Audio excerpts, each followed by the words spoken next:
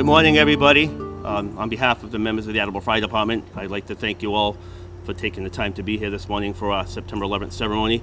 Definitely appreciate the support of our local city officials and elected officials and the support that you've always shown to the fire service and our fire department specifically.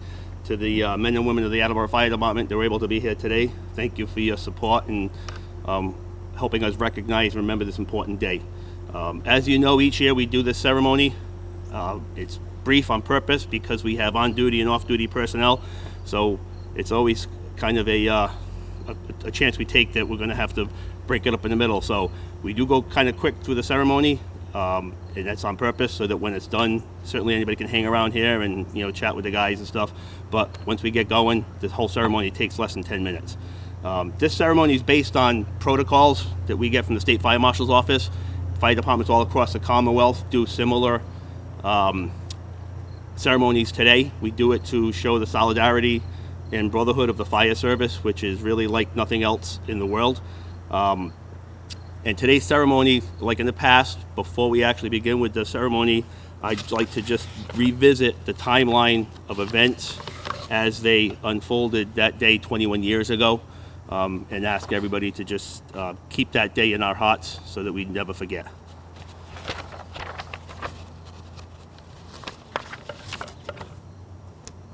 "7:59 a.m. American Airlines Flight 11, a Boeing 767, takes off from Boston en route to Los Angeles. There were 92 people on board. 8:14 a.m. United Airlines Flight 175, a Boeing 767, takes off from Boston en route to Los Angeles. There were 65 people on board. 8:19 a.m. Flight attendants on Flight 11 alert authorities that their plane has been hijacked. 8:20 a.m. American Airlines Flight 77, a Boeing 757, takes off from Virginia en route to Los Angeles. There were 64 people on board. 8:41 a.m. United Airlines Flight 93, a Boeing 757, takes off from Newark en route to San Francisco. There were 44 people on board. 8:46 a.m. Under the control of terrorists, American Airlines Flight 11 crashes into the North Tower of the World Trade Center. Everybody on board is killed. Hundreds inside the building are also killed. 9:03 a.m. Under the control of terrorists, American Airlines Flight 175 crashes into the South Tower, 17 minutes after the initial attack. Everyone on board is killed. Hundreds inside the building are also killed. 9:24 a.m. Passengers on Flight 77 alert family members that their plane has been hijacked. 9:37 a.m. Under the control of terrorists, Flight 77 crashes into the Pentagon. Everyone on board is killed. 125 people inside the building are also killed. 9:42 a.m. The FAA grounds all flights within the United States. 9:59 a.m. The South Tower collapses, 56 minutes after it was struck. 10:07 a.m. After learning of the attacks in New York and Washington, D.C., passengers aboard Flight 93 attempt to regain control of the plane. Their efforts result in the plane crashing in an unpopulated area in Somerset County, Pennsylvania. Although everyone on board is killed, their bravery and selfless actions prevent countless additional deaths. 10:28 a.m. The North Tower collapses, 102 minutes after being struck. 5:20 p.m. The 47-story 7 World Trade Center building collapses after burning for hours. 8:30 p.m. President Bush addresses the nation, calling the attacks evil, despicable acts of terror.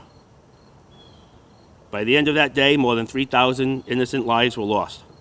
The loss of the lives includes 343 firefighters, 60 New York City and Port Authority police officers, and more than 2,500 civilians. And as we all know, the numbers still increase for first responders that dealt with that at Ground Zero.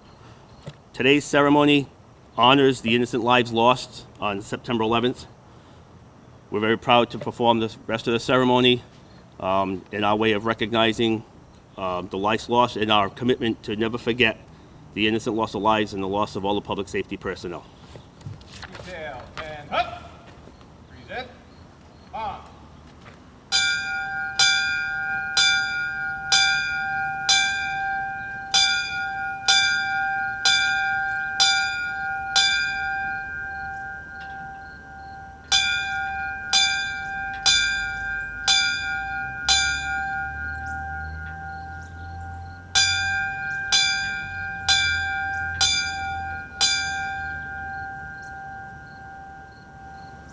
Hold up. On. Parade. Press. Please observe silence. Fire Department Chaplain Bert Cote is going to provide a brief prayer. Let us be in prayer. Dear God, we come before you with humble hearts on this 21st anniversary of the tragedy that took place in New York City, Washington, D.C., and Shanksville, Pennsylvania.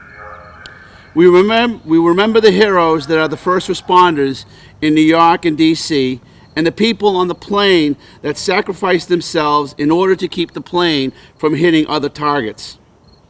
All these brave men and women went into harm's way in order to save lives. Be with them, dear Lord, as we grieve their loss. Be with the families as they carry on without their mother, father, brother, sister, and every other form of loved one. We remember this day as a day of tragedy. We should also remember this day as a day of heroism. God be with them in eternity, and be with us as we continue to mourn and remember. Amen. And now, Union President Paul Jakes will do the firefighter's prayer.